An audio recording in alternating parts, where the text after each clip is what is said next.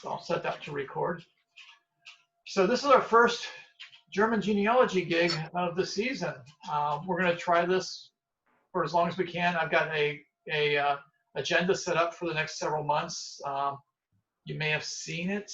If not, it is posted on the IRGS website for the members area, right? Right. Okay. So yeah, if you've got your members information for IRGS, you can find the schedule for the year as far as the topics that we're going to talk about. If you haven't yet joined IRGS, it's $25 for a year for a family membership. This year they will be having free admission to their Valentine's program. So there's an opportunity there. That's at least $25 worth of speakers.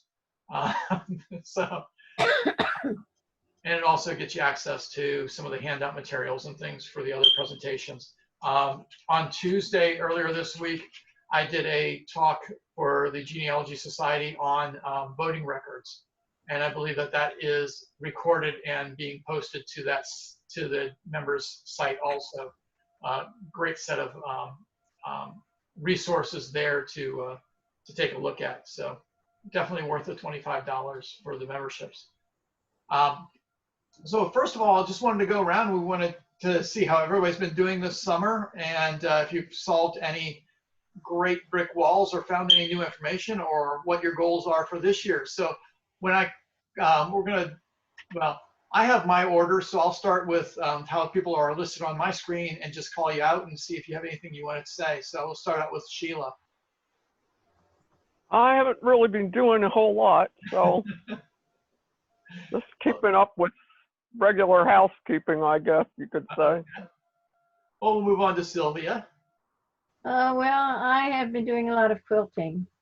So that's kind of my thing right now, is the quilting, and most of my genealogy stuff is back in Florida, and we're in Washington State right now. Okay. And Michael. Yes, I've done a couple things. I started an ancestor project on GEDmatch for my German family name, which is Stickel. And I'm working with 3 other professional genealogists in the family, and they've come across some great records. They found some baptism certificates in a Lutheran evangelical church in Frederick, Maryland, that dated 1770s. And we found some other records, and so now we're all kind of working together to try to find out, where did they come in from. We think they probably migrated from Philadelphia, and by the way, the February seminar will include a speaker on immigration through Philadelphia. Okay. Laura.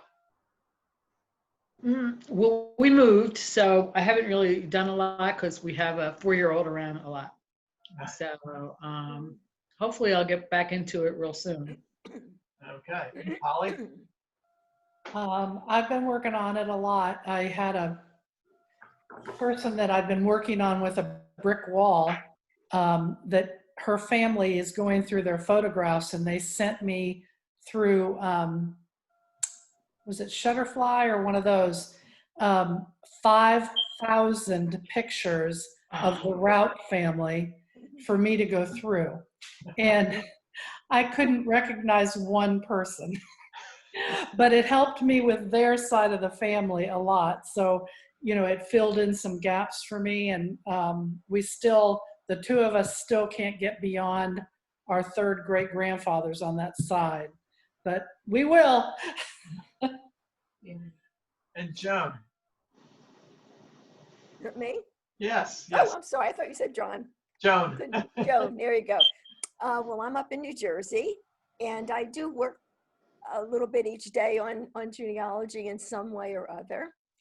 My big thing this summer is going through pictures, a lot of pictures, and both grandmothers had a lot of pictures, and I ended up finding one of my grandmother's friends that she went to school with in 1900, and I found her descendants and was able to give them some of the pictures, so that was pretty good. And the other thing that I did that is really great for me is that I had nothing on my husband's grandmother, nothing. And through Ancestry, I don't know how I did it, but anyway, I found a descendant of his grandmother's sister's family. And I had been searching that family for a long time, and I wasn't sure if that was the right family. And it turns out that when I contacted him, and lo and behold, he answered, which they don't a lot of times on Ancestry, but he answered. And he had pictures of my husband's first communion dinner, the same ones that I had in his family. So we knew that they were the same family, and we knew that the sisters did look alike. So I found a family. So I was real excited with that. And then he was kind enough. I had not one record on his grandmother, and he sent me this descendant of, I guess it would be my husband's second cousin, I'm not sure. They sent me a record of his grandmother's birth record. So it's in Polish, and one of my neighbors that you met, I had brought her to the German gig, lives in Germany, and she's in Germany. So I sent it to her because she has a Polish cleaning lady who translated it for me and sent it back to me. So we went to Germany and Poland, and I don't quite know what to do with it yet. I guess I can't find anything online from it. So I'm going to have to probably hire somebody to look into that. But I've been working. It's good. It's all good. Thank you. Okay. Now let's see, Barbara. I think you're muted. Are you muted? No? Just not hearing you. No, not hearing you. Okay. We'll move on. Let's see. The next one says user. Yeah, that's me. I'm Bob Bradley.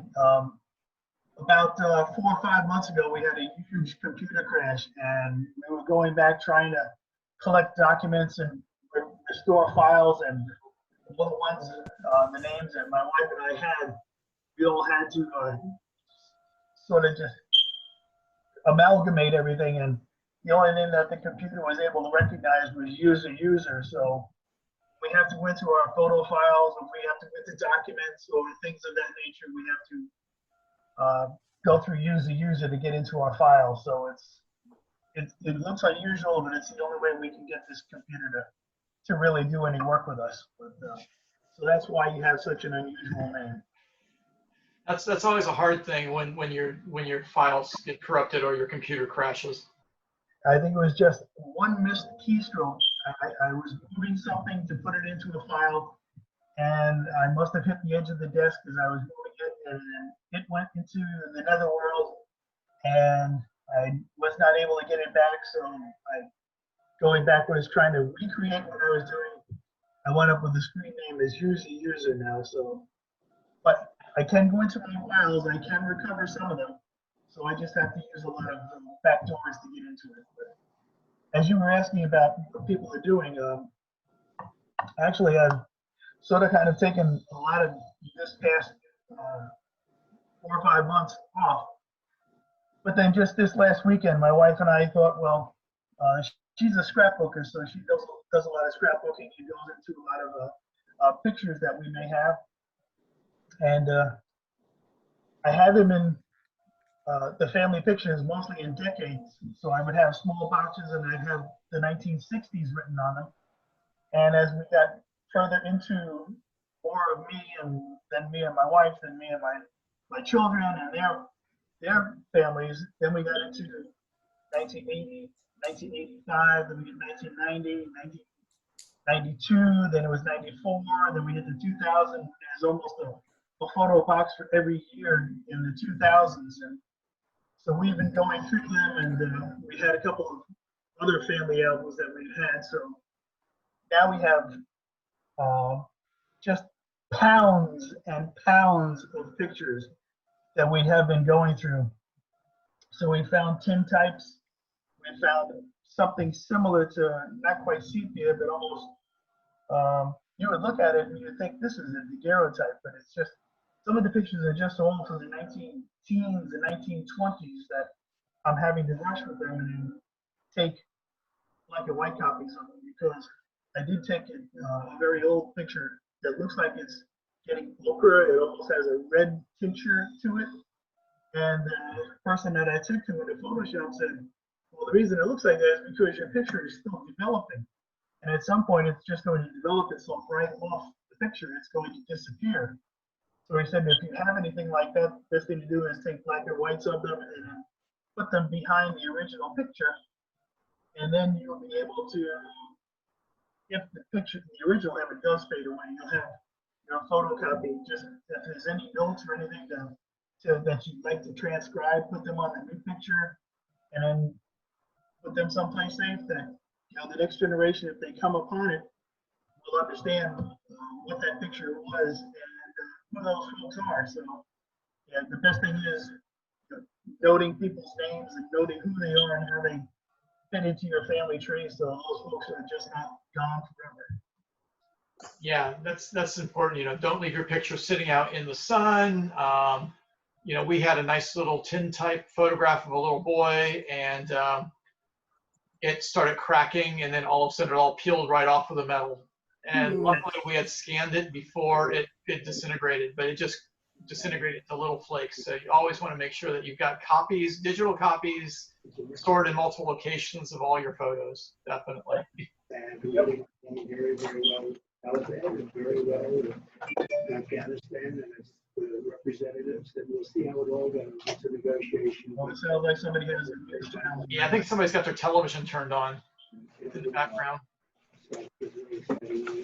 But it was surprising to go through all those pictures, going through it and looking at it, and you're looking at background shots. There might just be a mountain view in the background, but now as you look at it, there's nobody in the family that's in that picture, so that just went into the recycling bin. If there's pictures of people that you sort of kind of have to get close to them, and if you need to take a magnifying glass to see those people, that picture is much too blurry, and you might as well discard that. And so my wife and I, we wound up probably putting just this past week 20 pounds of photos and maps and papers that we had collected over the years, and that all went out into recycling. So things are getting a little bit better. It's still being worked on, but it's better. Okay, so Jackie, you want to talk about what you've been working on over the summer?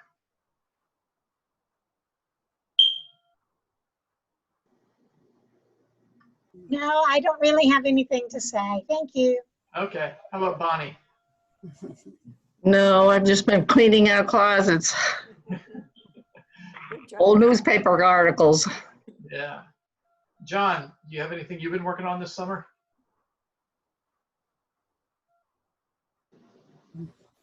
Fred's here. John, are you muted? Okay. Okay, we'll move on to Sharon.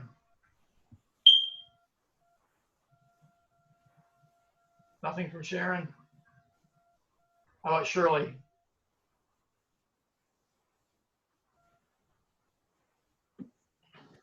Okay, how about Marilyn?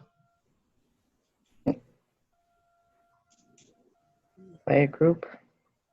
I don't really have a whole lot. I don't really have a whole lot to say. I've just been doing pictures and haven't spent too much time on the computer doing genealogy, I'm afraid. Sorry. Well, I know in our case, we've been doing a lot of genealogy. My wife's been breaking through a lot of brick walls with her DNA work. She's been getting some great photographs of, you know, third, fourth, fifth grandparents and things like that. So yeah, we've been really busy. I've been doing a bunch of different projects for different groups of people. And if you guys haven't heard, you may have probably heard, but I'm now the education director for the Family History Guide. That's my part-time non-paid position. And I'm working on an outreach program with Family Search called The Bridge. And it's a community outreach program.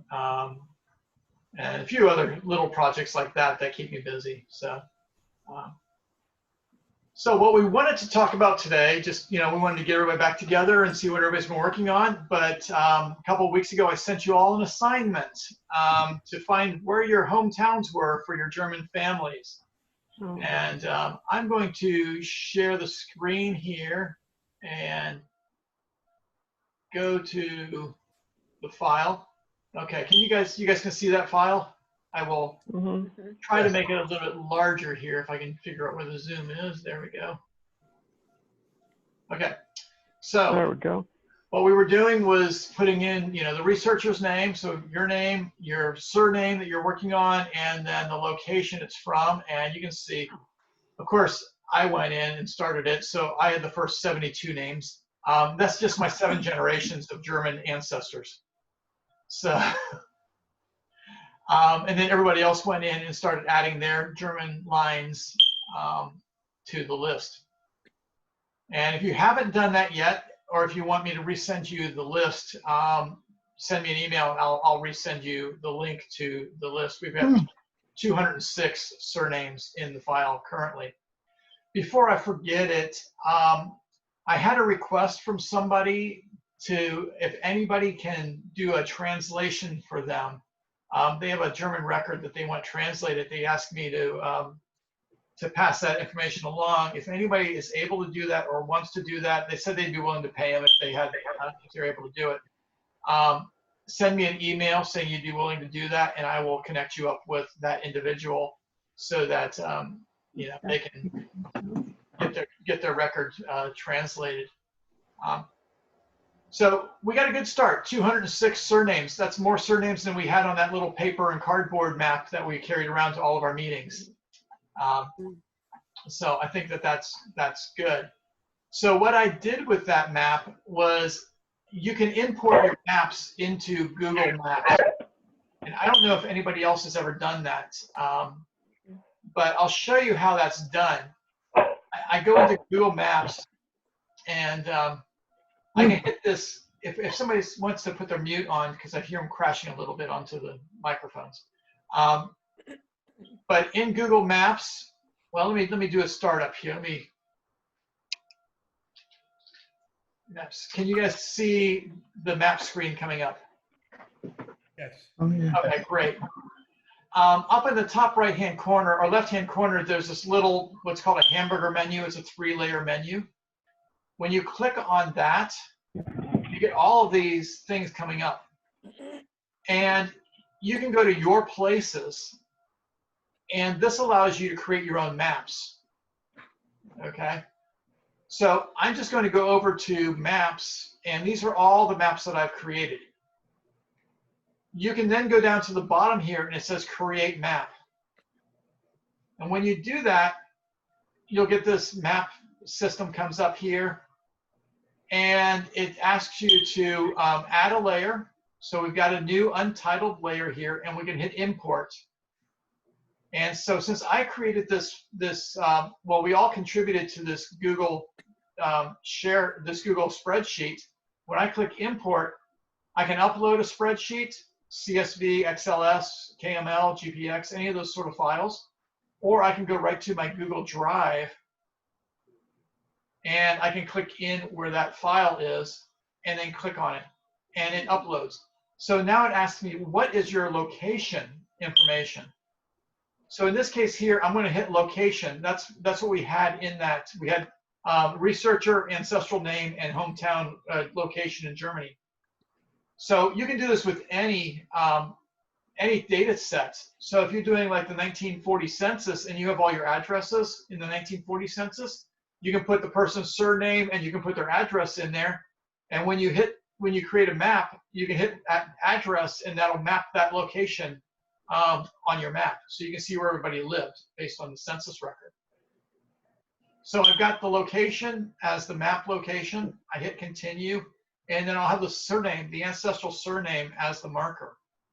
And when I hit finish, it then creates this map. So now we're in Germany. And all of these little blue dots are the locations that our family surnames are from. Our ancestors came from these blue dots. Great.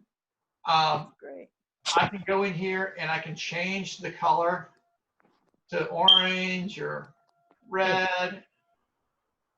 And then I can change the icon down below. And so I put little houses or little cameras or whatever little icons I want to put. you have hundreds of icons that you can choose from. Okay. So notice now I've got this little error message under here. It says 17 rows could not be mapped. If I click on that, you're going to see, so these pink ones up at the top, that means that either the people who entered that in, that town doesn't exist, or you spelled the town wrong, or you have something wrong in the town information. Sometimes, like if I get rid of some of this information, that might make it easier to find. Or maybe that town doesn't exist anymore. Maybe you're using an old name that Google Maps doesn't have in its inventory. So you want to go back through and remember, in the past, we've talked about using MeyersGaz, the MeyersGaz website, to put the town name in to make sure that town existed, or if you've got a spelling error in it. But 17 out of 270 locations is pretty good. I did a lot of corrections already on these for some of you that contributed earlier to make sure that they were spelled correctly. I just haven't gotten to these towns yet. But that's not too bad. I mean, you know, we can figure out what these towns are and figure out where they're actually located. Do a Google search, see if they're there, you know, that sort of thing. So now if I go in and zoom in on an area, so let's say your family comes from this area here. Now you can see that there are several different surnames that are here, and I can click on them. And so Lori Fleischer has Brinker at this location. Right next to it, again, Brinker. A little further off to the side, she has Dickhausen. Over here to the bottom, she has Newhouse. So, you know, generally we would see people of the same researcher with all of their surnames in a given location, probably because they all came over together from similar towns. But now you all should have access to this map. I sent it in the original email. And so you can go in and see where everybody's families are from. Okay, so this is my area up in here. You'll see that most of these names are mine. Yeah, so this area right here tends to be where a lot of my family came from.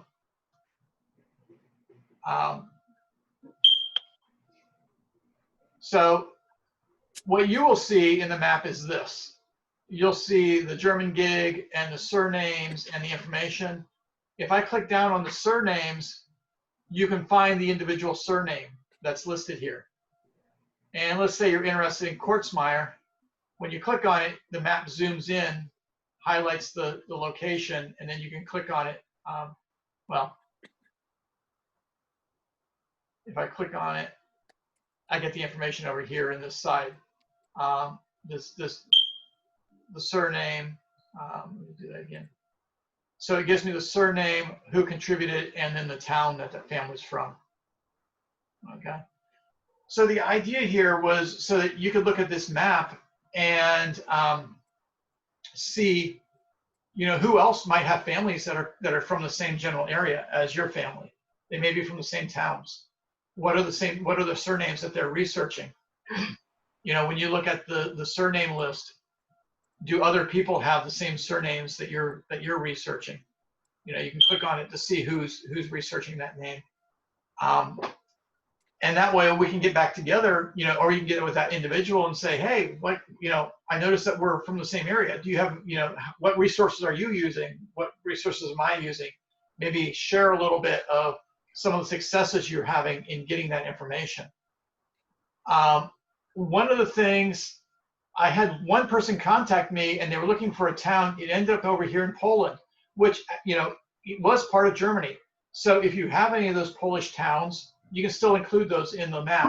And we just have to translate them to what the current Polish town name is, as opposed to the German town name, so that they'll map up on this map.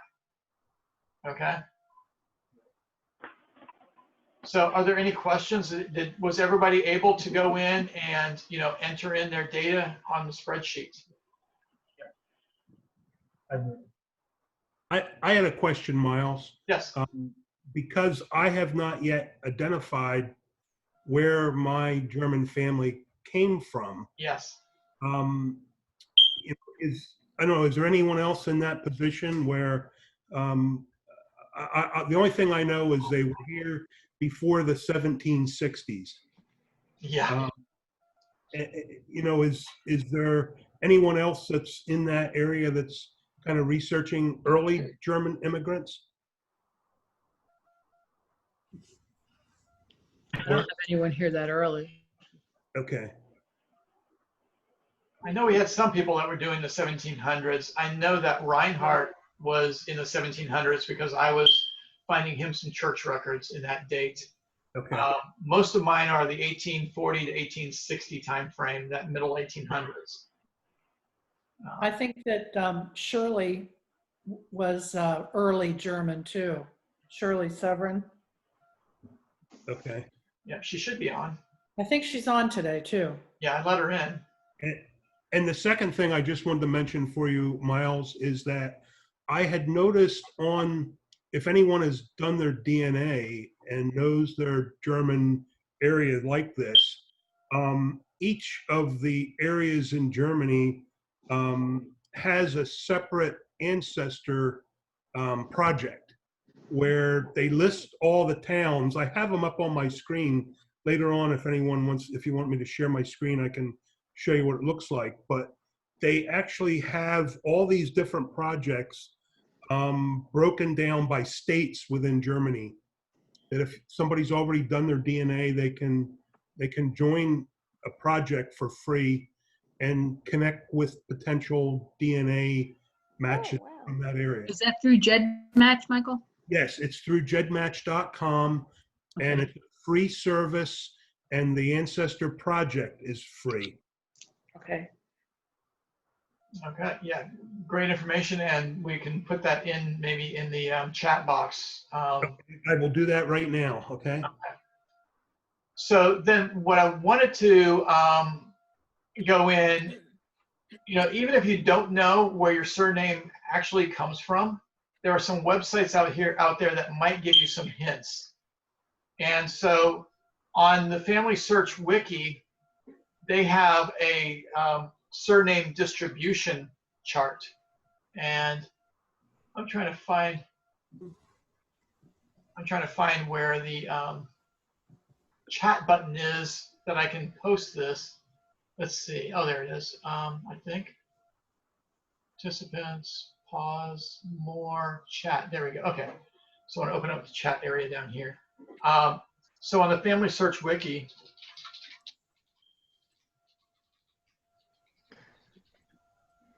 Miles, yes, this is Fred Fickenworth. I'm with Sylvia. yes. I have not given you anything about where my ancestor came from, but it's from Werdau. It's Werdau, which is very close to Zwickau. Zwichau, I believe it's spelled. It was in East Germany. How was that first place spelled? W? One was Werdau, Werdau.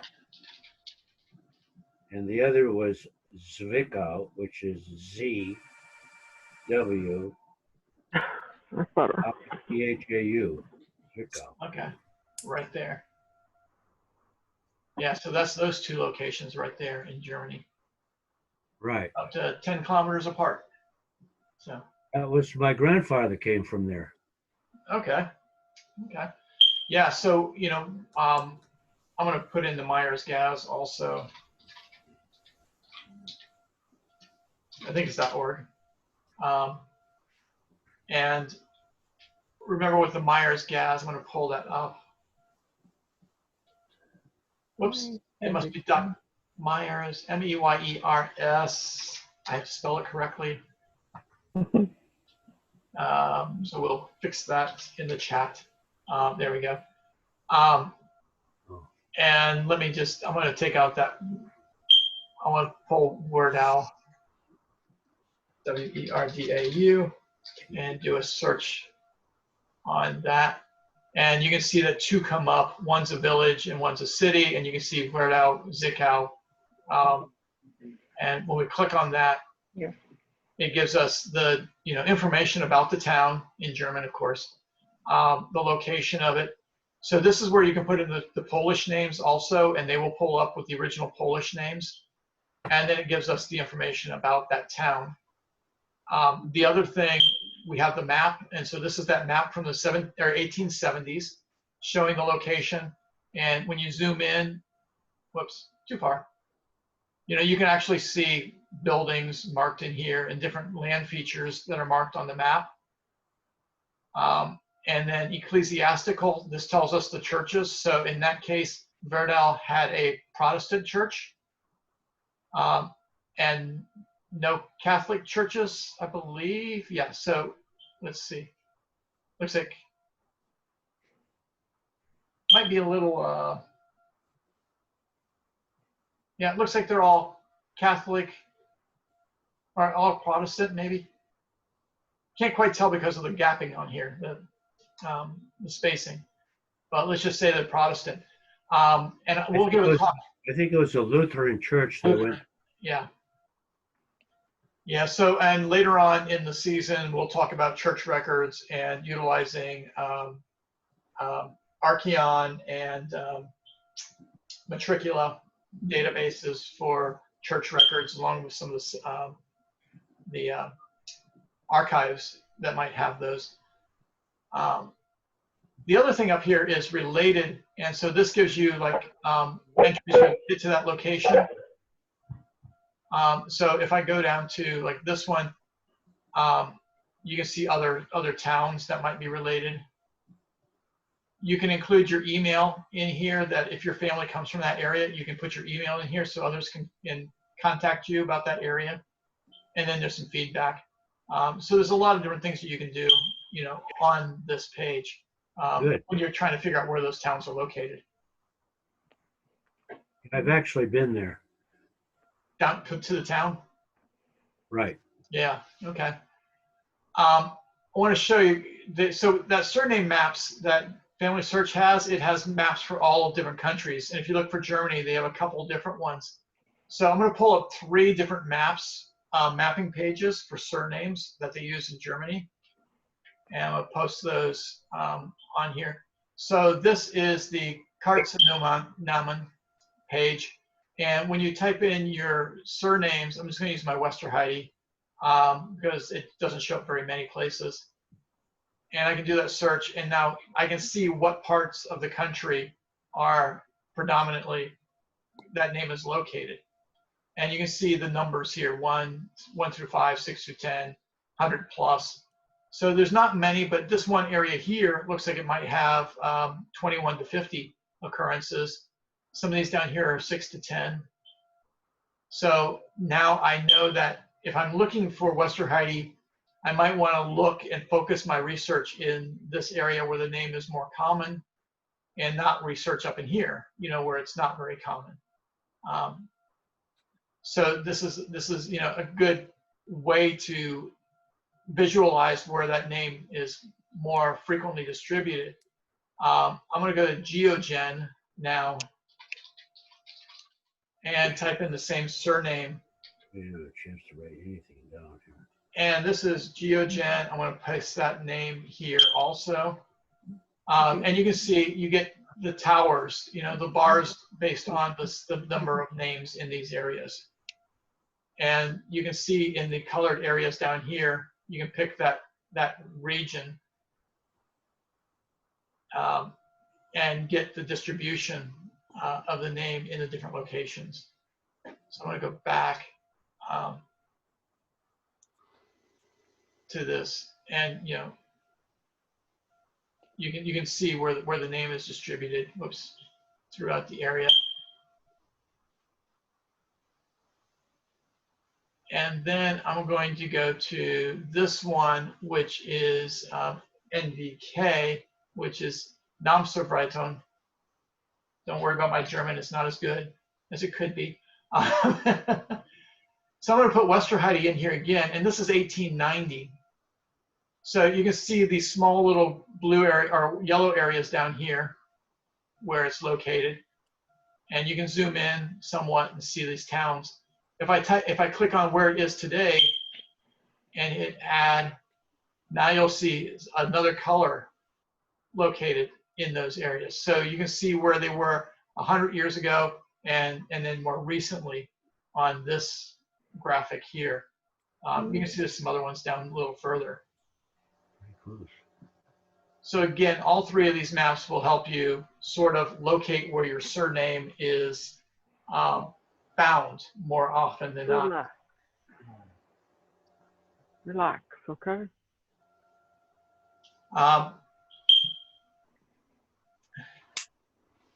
So does that help people? Maybe you can go into these pages, make sure you copy them down, put them onto a little Word document or something so you have them, or post them in your bookmarks or wherever you might want to go, because hopefully these will be available in the recording. I can't guarantee that that the chat stays there, but if not, we'll post them to some notes for the meeting afterwards. Yeah, and I can put it on the webpage for you, Miles. Okay, sounds good. And it did help me because I was able to see in both examples on the map where the concentration is in southern, I guess it'd be southwest Germany. Okay. And the benefit there is it gives you a location so you can start looking in those archives for those records. If I'm looking like in Baden-Württemberg, I can go in and start looking through the church records for those towns in the Baden-Württemberg archives, or whichever area of the country I might be in, and see if those archives have that information. So, are there any other questions about surname distribution? Of course, you know that many of these surnames are related to occupations. So, if you can look up the surname, you might be able to find the occupation that they were in the past. So, like my Meyer. My Meyer is a landowner or somebody who manages land. A friend of mine, her last name is Sneckenberger. And she was wondering what that meant. And so we looked it up, and that meant Snail Hill.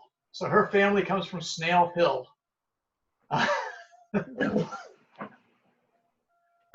Miles, I had a question on the GeoGen. Yes. When you look at it, this is very helpful because it gives me a list of the similar spellings that are used. Yes, I was looking for that. Where is that? It's showing me that over to the right of the map, and it does it in kind of like a nodes. It has like different nodes. And I wanted to ask you, when I see those columns, can I do anything beyond that in terms of accessing those columns, or?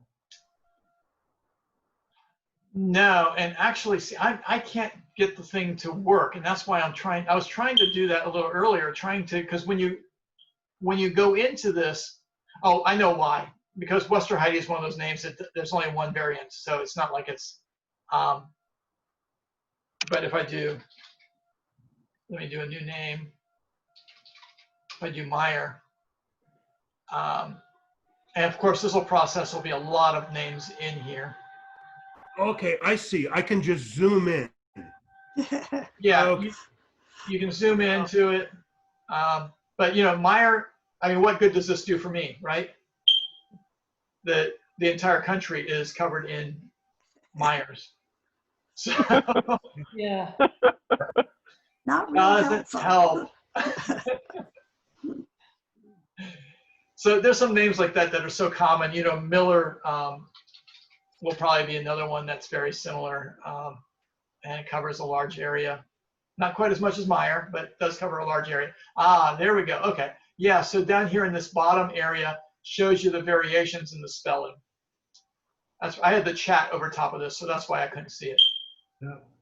So yeah, if you can see that just to the right-hand corner or right-hand side of the area, you see Miller, and then there's Miller and Myler and Mueller. I'm just going to try Westerheide again because, yeah, see, there's only one spelling of Westerheide, so it doesn't do that nice little graphic. And then somehow I got to a map that shows the same thing only in a like an overlay form, and then it has a button that you can push off to the right that you can have an overlay of the cities. Ah, okay. Yeah, it's one of those things you have to play around with it a little bit because there's different things in there. So does if most of mine is centered down in the, you know, please excuse me, I'm new to the German gig. If mine's centered all the way down pretty much in the lower left corner around Stuttgart and Offenburg in that area, does that imply that they were Palatines, or is that a general term, or? Yeah, that could be. You know, this area down here in the Baden-Württemberg area. Yeah, when you click on the map, it shows you you'll see the region over here underneath this area, and so you know it says Osnabrück and Lippe, and down here Rottweil, Osternakreis. You know, so you can see the very specific regions that if your color pattern is in, to get, you know, to know where you're going to, like here, Hanover, Heidkreis. So that helps you. Yeah, I'd have to go back and look at the Palatine area. I know it's southern Germany. Specifically, which of these regions, I can't remember. Okay. Maybe somebody else knows. And the reason I ask that is my best lead for my family is that I have a in the book of immigrants into Philadelphia, I think it was like 30,000 immigrants book. It had a ship list in 1731 of this surname and family names, and it implied they were, you know, where they were coming from, which would imply they were lower southern Germany. Yeah. Okay. Yeah, that makes sense. Okay, good. Thanks. This is really neat. Yeah, and so last night, of course, you always run across something when you're not looking for it, right? When you're looking for it, you can never find it. So last night, I was just playing on Facebook and scrolled down, and all of a sudden, you know, one of those live videos started up because you scrolled past it. And it actually happened to be from Fort Laramie, Ohio, their historical society. Polly knows where I'm talking about. And they were doing a presentation on the surnames and the towns where all the surnames came from. Because the Poppelman family had just gone to Germany last summer, and did a big family tour. So they traveled around the area, mostly this northern area here where I showed you all of my surnames came out of, and visited the towns, visited the homes of their ancestors that were built in 1000 or 1200 or 1400. Whoa. So the houses are still there. This family still owns them. And they visited the families, you know, saw the farms, saw the records that the families kept on their farms, and saw the churches. They took tours of all the churches in the communities. So they saw, you know, have pictures with the baptismal fonts where all of our ancestors were baptized. And they ended up doing a Zoom family reunion with 500 people attending between Germany and Shelby County, Ohio.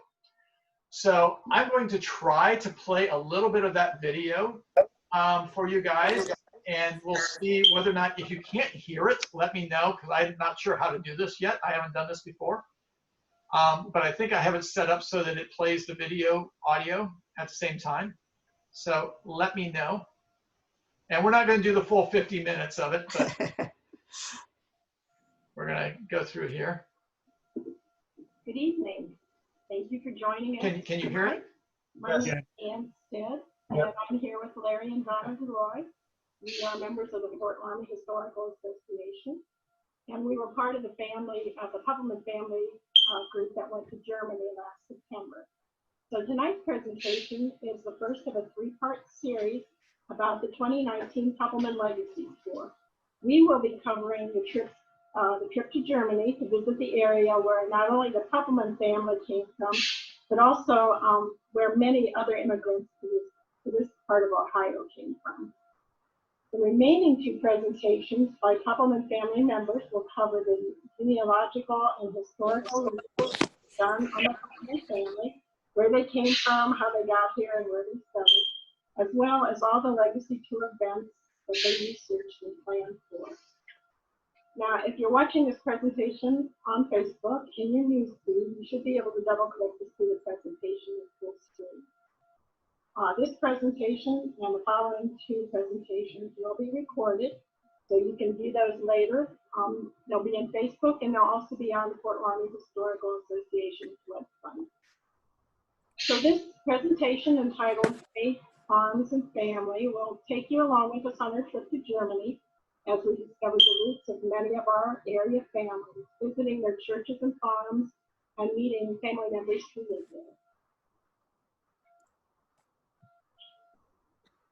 All right, so in 2018, members of the Puppelman family began planning a trip to Northwest Germany, and in particular to their ancestral home in Hobart.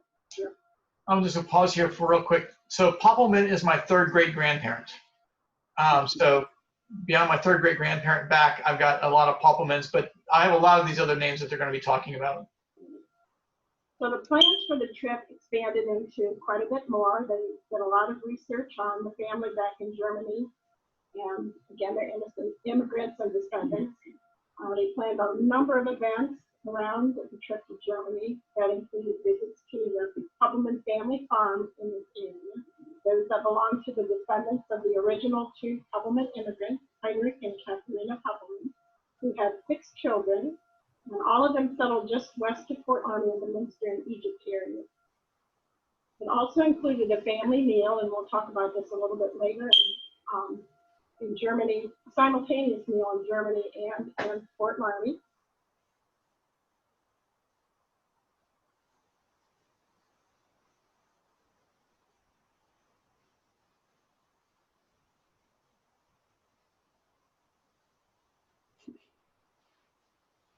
Miles, you are muted.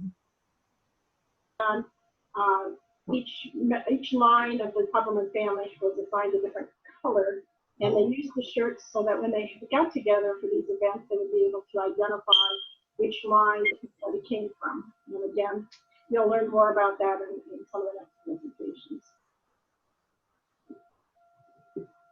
I'm Larry DeLoy. Prior to the Legacy Tour, I researched the ancestors of the people going on the trip. Our goal was to visit towns and farms where they had lived and visit the churches where their ancestors were baptized and married. We contracted with a travel agent who put together a 9K itinerary. We also worked with contacts in Germany who helped locate the areas we wanted to visit. As we go through the slides, we will identify the ancestors that lived at these farms and towns and attended these churches. This map shows the town of Kloppenborg. During the presentation, we will refer to Kloppenborg as the central location. The areas we visit in Northwest Germany are located in about a 30-mile radius of this town. It is interesting that the descendants of our ancestors live in about a 30-mile radius in Northwest Ohio. This is due to chain migration. Families would travel together from the same area of Germany and then settle in the same area in America. In the case of our ancestors, they traveled by ship from Bremerhaven, Germany, a port on the east coast, to a port on the east coast of America, or to New Orleans.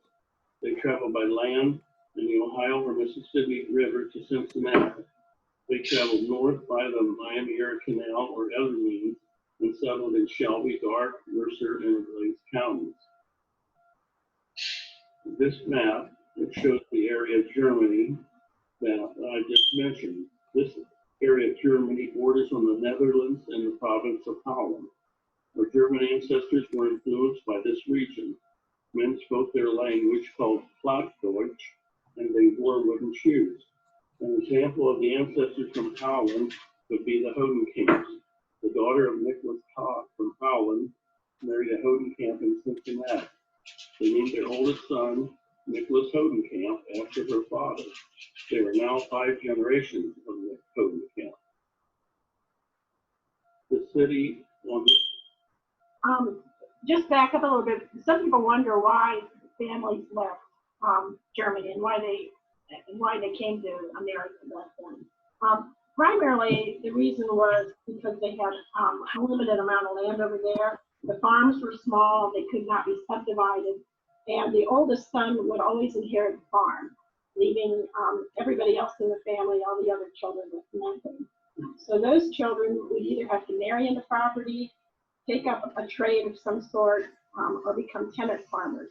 Tenant farmers lived in small cottages or huts on a landowner's farm.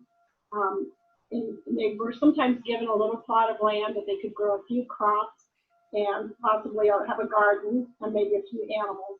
But in return for having this place to live, they were beholden to the landowner, and they had to work for him whenever he needed help with the fields or the animals. They had to drop what they were doing and go work for him. And of course, there was no future for them, and especially there was no future for the children. They could never have farms of their own. There was nothing to inherit. They had no money. They basically just had a place to live. So a lot of times they would get involved in what's called cottage industry, where people would earn extra money by producing something in their homes or in their cottages. Sometimes they would sew or maybe make shoes. One of the most common cottage industries was the linen cottage industry. So if they grew flax, they could have a spinning wheel in their home and spin the thread from the flax and sell that. Or if they had enough room, they might even have a loom in their home and weave the thread into linen fabric and sell the fabric. This was fine, but by about the early 1800s, with the Industrial Revolution, all this work started to become mechanized, and use of cotton was also becoming more popular than linen. So the cottage industry, the linen cottage industry, was dying out. So they were losing the only source of limited income that they had. And so they did hear about availability of cheap land in America, and especially in Ohio. And so they immigrated as families, and they would send word back, and more families would come over. And they pretty much followed one another over here to the same area in central Ohio. Okay, the next slide. The city identified on this map is Bremerhaven. It's a port city located on the North Sea. The immigrants traveled first to Bremen, where they purchased tickets that covered the passage to America. Henry Sherman, who immigrated from Germany to Fort Laramie, You want to be on the in the letter describing their journey, that they paid 22 gold thalers per ticket. The gold thaler at that time was worth about $1.50 in U.S. currency. Children under 5 were free. They then traveled by waterway on the Bessa River to Bremerhaven, where they boarded a sailing vessel. The trip took between 42 and 72 days, depending on wind, weather, and ocean currents. Some people died on the voyage and were buried at sea in the Atlantic Ocean. Ship passenger lists document these deaths, as well as the names of the people that arrived, the total amount of currency collected for the passage, and also the date and the port of entry. Most of our ancestors arrived at New Orleans, Baltimore, or New York City. Okay, while we were in Bremerhaven, we visited Okay, so they go through and they talk a little bit about Bremerhaven. They explore the museum here, so you can see different parts of the museum, so you can see what the port looked like, what the ships travel look like. What I want to do is go up a little bit and get to one of the towns, and that's Bremen. Let's see. So we'll do Kloppenburg here as one of the towns, so you can see what they were talking about in the presentations. where we were visiting. So it was very convenient. Lovely little town, lots of shops, and cafes and restaurants within walking distance of our hotel. One of the nicest things there, though, was their open air museum. So this is the oldest museum village in Germany, and it portrays the history of rural life in the Lower Saxony region, which is the region we're talking about. Similar to Williamsburg, Virginia, if you've ever been there, except much older. So they moved and reconstructed historic buildings to this location, and you would find all kinds of buildings, churches, schools, homes, barns, from the wealthiest to the poorest individuals, that showed how these people lived in those days. Now this was the entrance to a house barn of a landowner. So landowners have very large dwelling places in barns, and they were always one building. And it's a good example of half-timbered construction. Half-timbered construction was very popular in the countryside and in the cities also in Germany, starting in the Middle Ages and continuing on. The frame of the building would be made of timber, and the timbers were mortised and pegged together. And then the spaces between the timbers were filled with bricks, stone, or plaster. So you can see this, in this case, it was filled with bricks because it was a landowner's farm and he had more money and could afford to make a nice little building between the timbers. Okay, continuing with authentic museum structures, this is a view of the front barn area of a house barn. A house barn is a structure where the living quarters and barn are connected. Notice the fire. This is an example of how. I'm going to try to find, get out of the museum here, and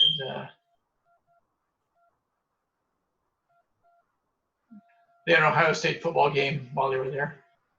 Okay, so what they did here was they would go in and talk about the specific town, all of the family names that come from that town, and so O's or O-Y-T-H-E is pronounced Ota.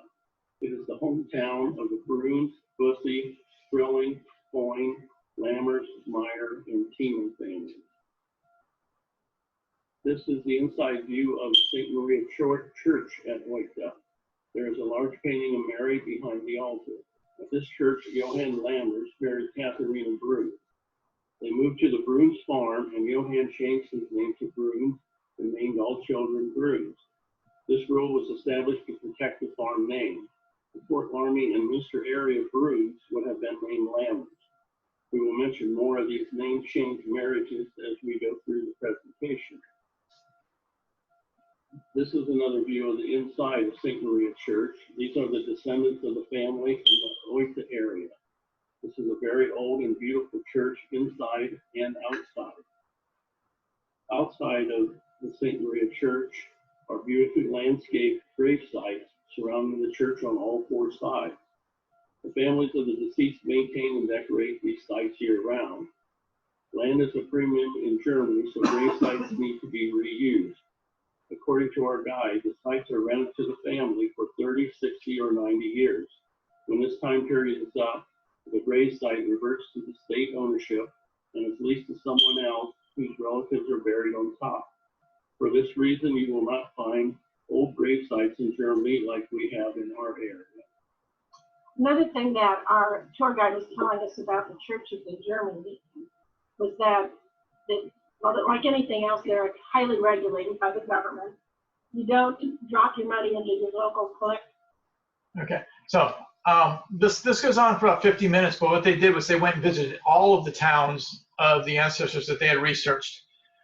You'll see some pictures in here where they're visiting, the homes, they're meeting with the families that live there.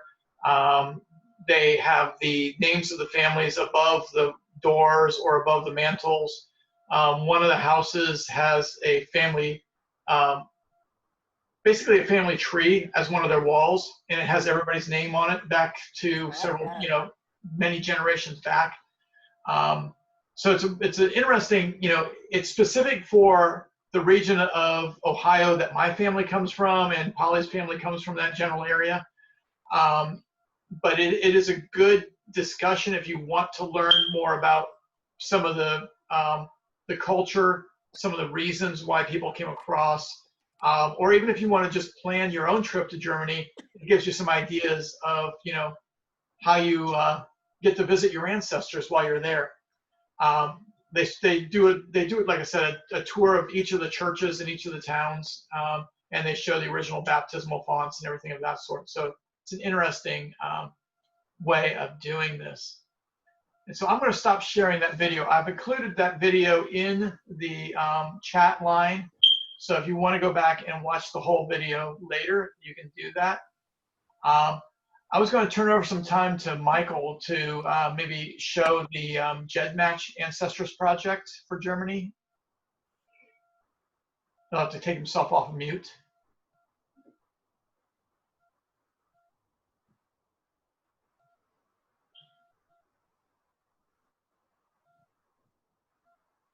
There we go. Okay. Okay, I'm off of mute, and I'll try to share screen here. Oh, you have to enable the participant sharing screen. It's probably under participants in the bottom center, and you should see something there.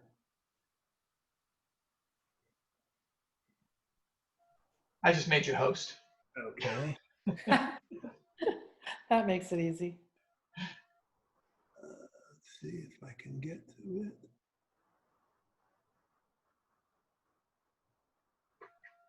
May take me a moment just to get to the screen. So bear with me a second.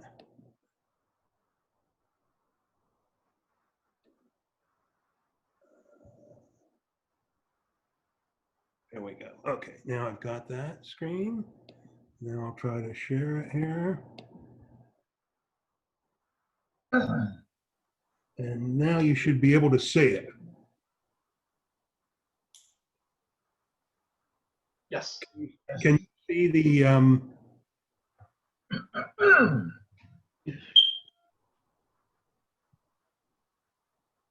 so as you can see, all these groups are the corresponding geographical areas in Germany.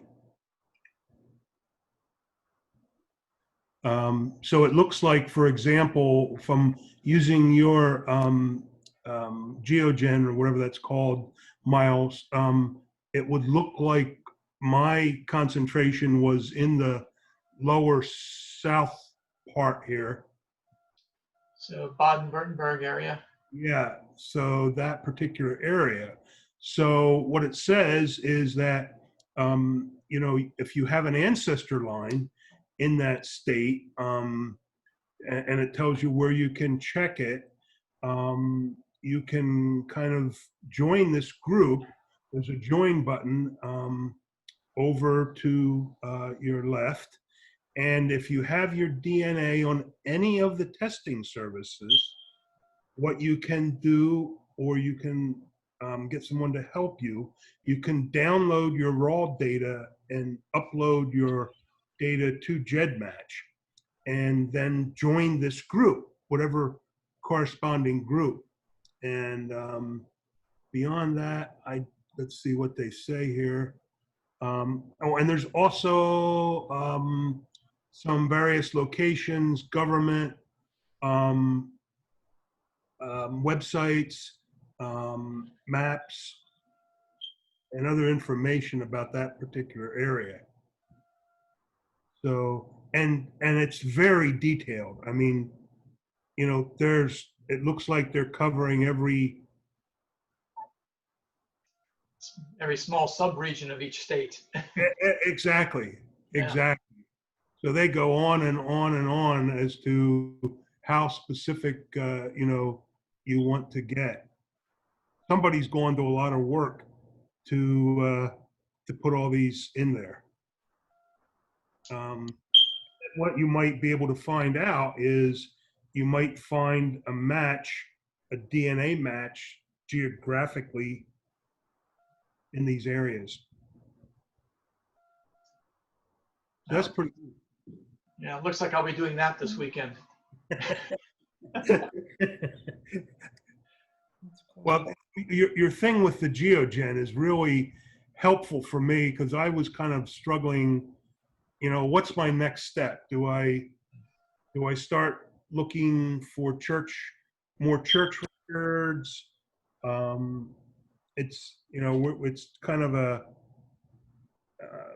for me, what I do know is that I joined the Lovettsville, Virginia Historical Society because I do know that my 5th great grandfather was born in Lovettsville in 1768. And my family, my mother's family, lived less than 20 miles from there in the Shenandoah Valley. Yeah. And I know they went to Guernsey, Ohio right around 1800. And I've located the will from his father in Guernsey, Ohio around 1800.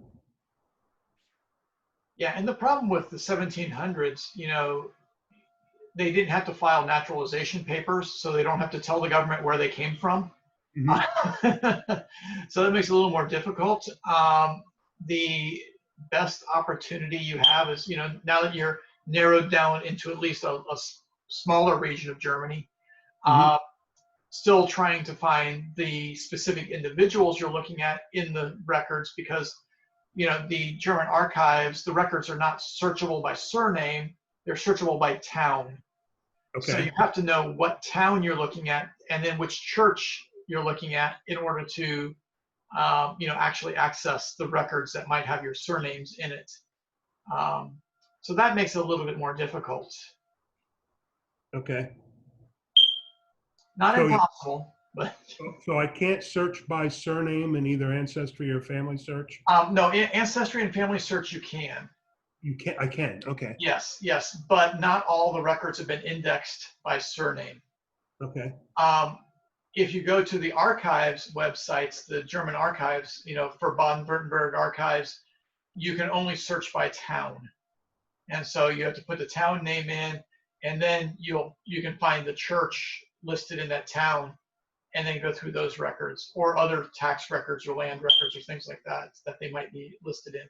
Okay, so if I'm lucky enough to, like, for example, find their baptism certificate from an Ancestry or Family Search, yeah, and then that would give the church and the town, and then I have that bit of information to go to that exact spot then. Right, right. So you can then go through the church books from there, and I like to go through the church books one page at a time because you never know how, you know, you look in the edges, they list the person's name on the edges and then list the details inside of it. And you never know how many brothers and sisters or aunts and uncles you start finding as you add those names in and start building little trees with them. So yeah. Well, fortunately, because I participated in your scavenger hunt, I won the world ancestry thing. Well, there you go. And so now, starting in November, I can go on and use that. And in the meantime, I'll start trying to learn more about using Family Search to do it. Yeah. Yeah. My wife just goes, oh, darn, I wanted that. I hear it every time and never won anything. She asked me the other day, she goes, did somebody win that, or do you still have it? And I'm like, no, I think somebody won it. Yes, I want it. Thank you. Yes. It was worthwhile. Well, it was worthwhile to do your scavenger hunt even without winning that. Yeah. It was a great way to learn. Thank you for doing that. Yeah, if nobody else knew that, back in June, I did a scavenger hunt a day. I did 27 days out of the month because I would have done 30, but we had a pipe burst in our house, and I ended up a couple of days of cleaning up water. But you can still find the links to those on my blog, milesgenealogy.blogspot.com. And there's the scavenger hunts are there. Also, 2 escape rooms that I put together, genealogy escape rooms, are there also if you want to play around and have some fun. Those are there. So Michael, if you can copy that, that web address there and put that into the chat, that would be helpful. Certainly be glad to.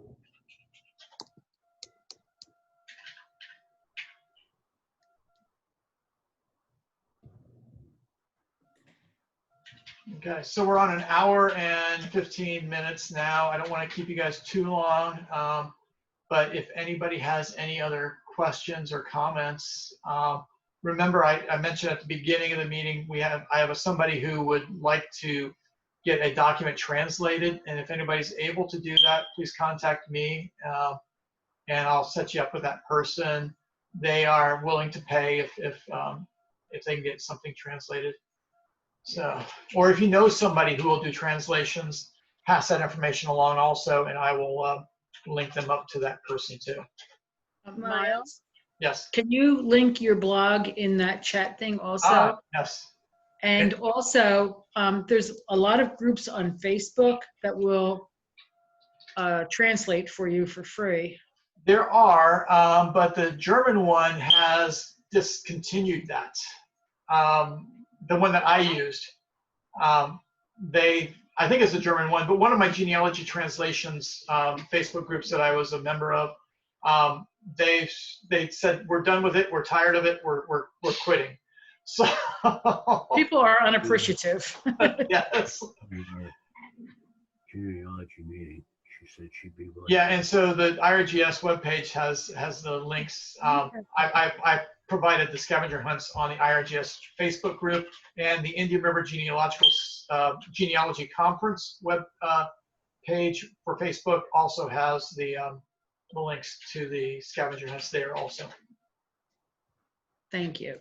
Miles? Yes. Miles? Go ahead. Are we Yes. unmuted? We're unmuted. You're good. You're good. We belong to the Treasure Coast Genealogy Society, and in Fort Pierce when we're there. And a lady came one time about 6 months ago that she said she would be willing to do this language translation for free. Okay. Her name is Elizabeth Thomas. Elizabeth Thomas, and do you want me to give you the phone number or not? If you want to email that to me, Okay. you should have my email from the invite, and just send that over to me, and I will forward that on. Okay. That way I don't type or print it right or wrong, or type it wrong in the email. I'll at least have it. I can forward it that direction. So that'll be helpful. Thank you. Okay. Well, I hope you all go back to the maps again. Add your surnames if you haven't added them to the spreadsheet. Let me go back and add the link to the spreadsheet. So that is the link to the Google Docs spreadsheet where you can add your surnames and locations. And if you have any more names, I will continue to keep updating that list. Like we had the previous list with the previous map where we put the pins in it. We can keep this going, and you can continue to go back to that to the map and keep looking at it later on also. Could you show us how to get to that map again, please? Yes. Let me actually. Let's see.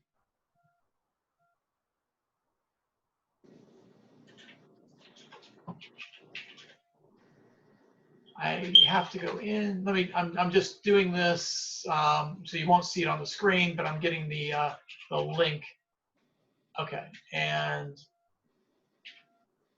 so that's the link to the map right there for Google Maps. Oh, okay. So I'll put this all together a little more organized with some titles above the links so you know what they are, and then I'll send that to Michael, and he will post that to the IRGS German gig page. Is that on Facebook? No, it's on the IRGS Okay. members area on the webpage. Right, and it'll be under the German gig. The German gig has its own area there. and there's some historical things that have been posted there. Thank you. We'll try to keep it updated. May I ask Thanks. Mike, Yes. how do I, if I'm on GEDmatch, how do I get to those projects if I am on GEDmatch already? Okay. Let's see if I can share screen again here. The home page. And I'll show you, okay? Thank you. If that's okay, Miles, I'll just do Yes. it real quick here. Yeah, that's fine. See if I can go back. Let's see, I'll have to log in again. It'll just take a second. Here I'm going into GEDmatch. So I'm going in to the front screen, okay? And then, let's see here if I can get the flash button. I'm going to get the spotlight here. Okay, now, if you go down here, the very bottom, this right here, Okay. it's called Ancestor Projects. And when you go into that,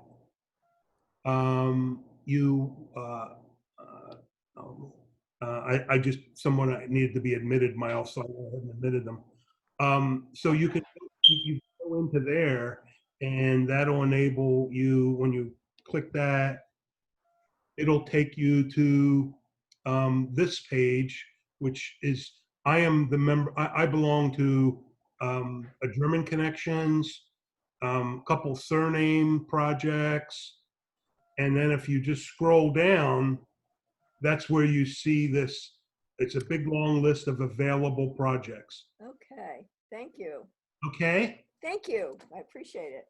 Sure, this is kind of fun to learn real time. Yeah. Yes. Okay. Thank you. I appreciate that. Are there any other questions? We're getting close to the 5 o'clock. I know I've got a 7 o'clock meeting for another genealogy program. I'm also on Sunday, Sunday evening, I'm presenting on Second Life. So if anybody wants to join Second Life, let me know, and I'll let you know where we're meeting. And I'm presenting on the Family History Guide. I know there's a couple other presentations I'm doing coming up in October for, I think, Halifax Genealogical Society, and another one here in Florida, plus the 2 out west. So I'll post those on my Facebook pages also. Great. Thanks so much, Miles. Thank you very much. Thank you. Appreciate it. And Thank you. It's nice seeing everybody. Yeah. okay, and Mike, if you can stay on for just a minute. Sure. So you can help me figure out where I'm going. So I'm going to turn off the recording.